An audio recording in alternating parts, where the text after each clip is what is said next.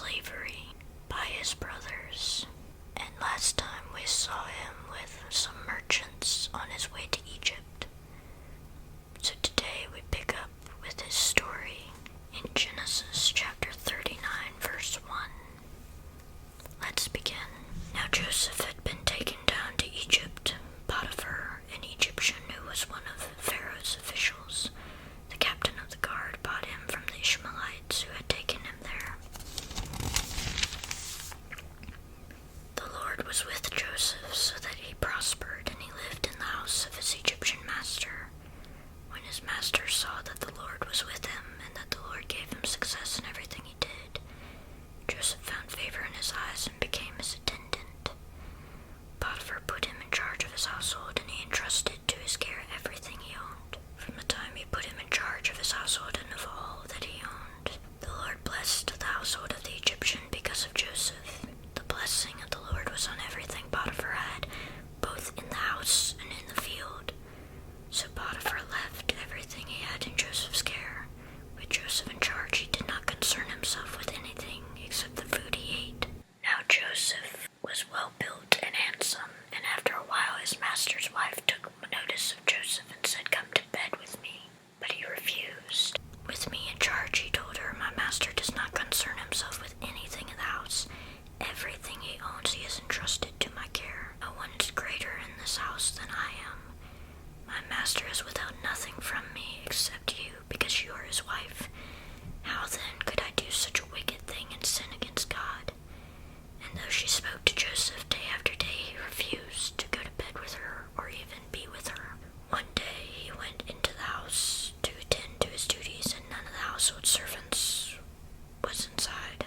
She caught him by his cloak and said, "Come to bed with me," but he left his cloak in her hand and ran out of the house. When she saw that he had left his cloak in her hand and had run out of the house, she called her household servants. "Look," she said to them, "this Hebrew has been brought to us to make sport of us. He came in here to sleep with me, but I screamed. When he heard me scream for help, he left his cloak beside me and ran out of the house." She kept his cloak beside her until his master came home. Then she told him this story. "That Hebrew slave you brought us came to me to make sport of me, but as soon as I screamed for help, he left his cloak beside me and ran out of the house." When his master heard the story, his wife told him, saying, "This is how your slave treated me." He burned with anger.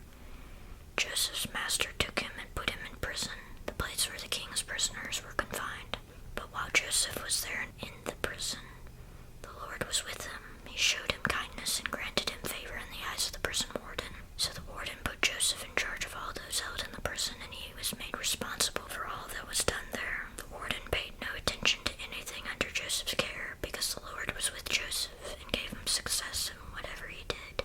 And we're actually going to stop there for today. It's a short passage today, but I find that the next passage, I feel like I'm going to have more to say on that. So today we're going to stick with just this passage, because there's a lot to go into in this passage as well. So in this passage we see quite a few different themes that I want to call attention to.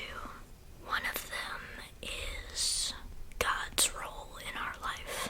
So we see here that Joseph is in a bad situation. He's put in several bad situations, actually. The first, he's sold into slavery by his own brothers and bought by this captain of the guard. But even though this is a horrible situation, God works through this. And we see that God actually blesses Joseph in this moment and helps him to rise to stardom in Potiphar's household, so much so that Potiphar trusts Joseph implicitly. The other bad situation that we see is Joseph is thrown into prison after being falsely accused by Potiphar's wife. And yet again, God makes goodness out of a bad situation, and Joseph finds favor with the warden. Again, so that the warden doesn't even pay attention to anything that's under Joseph's care. So the meaning of these two situations, I think, is no matter where you are, it could be a positive situation, like you just got a promotion, or it can be a negative situation, like you could be in prison. God works through you no matter what situation you're in, no matter where you are. He can always find a way to use you for his good. I think that's reassuring.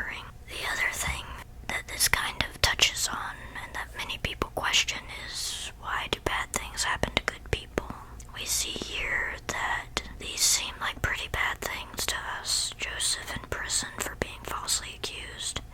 That's pretty bad.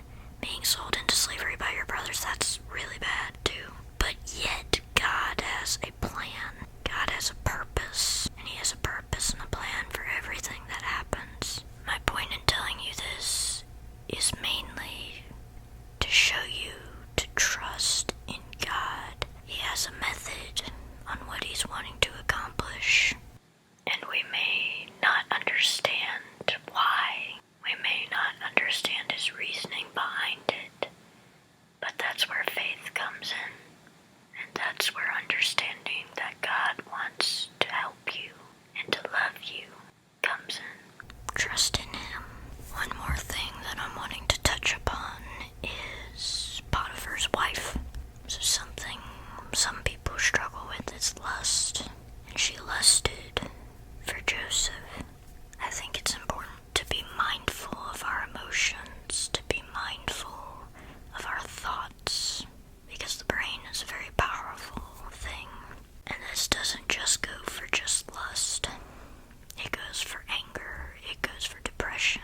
I have found that if you think something enough, eventually you will act upon these things. It says she tried for days to get Joseph to sleep with her, and finally she got all the servants out of the house just so she could have one-on-one time with him. So, be mindful of what you're putting into your body. Be mindful of what thoughts you are thinking, and catch yourself before it becomes too late. So to recap, God has a plan. Trust in Him. Be mindful of your thoughts, and catch yourself before it's too late. But God can work through you and through everyone in any situation. Ask for guidance and peace, because we see throughout this, I'm sure Joseph was upset about these things, but instead of wallowing, it says that God blessed him and he prospered.